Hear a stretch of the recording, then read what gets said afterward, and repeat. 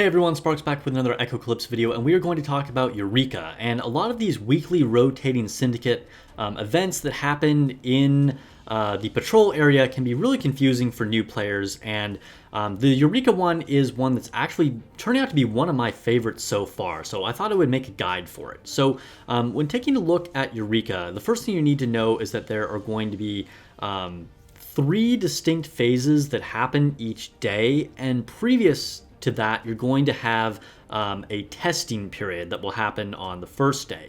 So that test phase is where it's going to estimate your power level and determine how you are grouped for the next week. So basically, you're going to fight a team, and sort of however well you do against that team, I think you can attack it 3 times, will kind of determine where your syndicate goes. So, based on all of your guys' performance. You can end up in one of 3 different groups.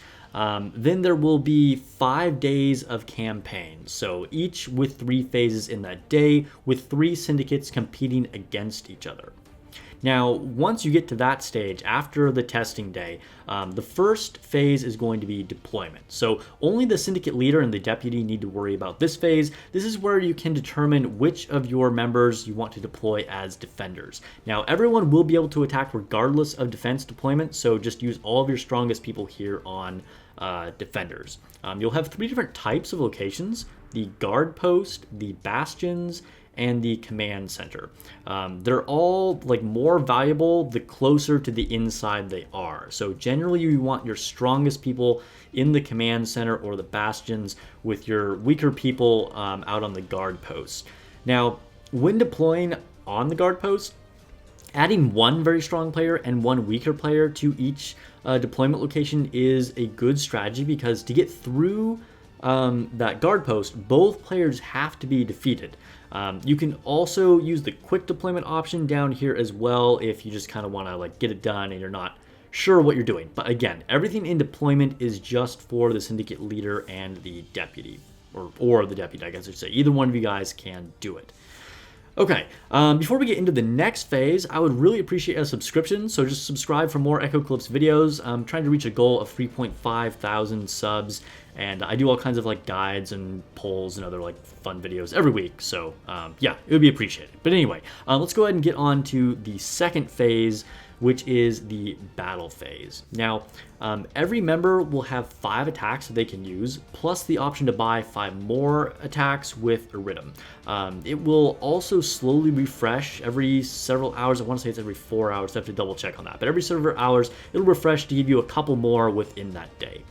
Now, you should try to only attack what you can actually win. You will get a small amount of points for attacking even if you lose, but you're going to get a lot more, and it'll be more efficient if you're actually taking on battles that you can actually win. And if there isn't anything in your power range, save your attacks for demolition. And demolition is going to happen once you have eliminated whoever is guarding either that guard post, that bastion, or the command center. Whoever the people are deployed there, once you beat them, then you have to actually destroy the building that they were guarding.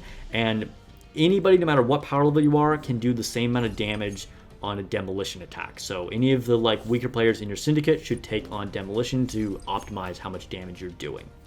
Now, if you're not sure what's best, it actually suggests who you should do battles with and who should do demolition. It has this kind of, estimates on what would be the most efficient way for your team member to do that. Also, don't forget to scroll to the right.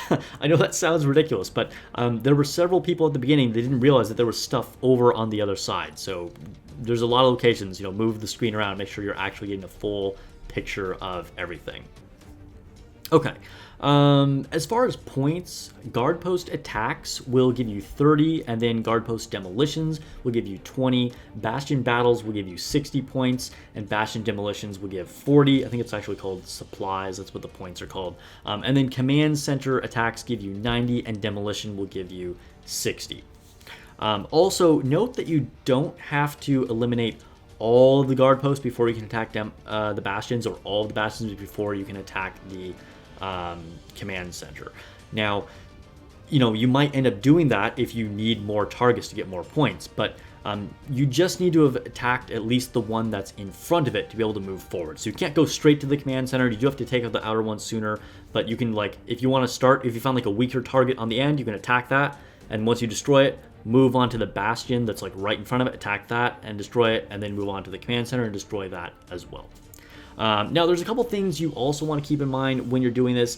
Defenders are all bots, like, you know, of that syndicate's members that were deployed, but we're all attacking each other in real time as like actual people. So the other syndicate can snipe resources from the demolition or kills of the enemies. So this means it's better to attack together to finish things off right away with other members, rather than maybe leaving something sitting there for, you know, one of the other two syndicates to swoop in and take all your demolition points after you like went through a hard battle or something like that.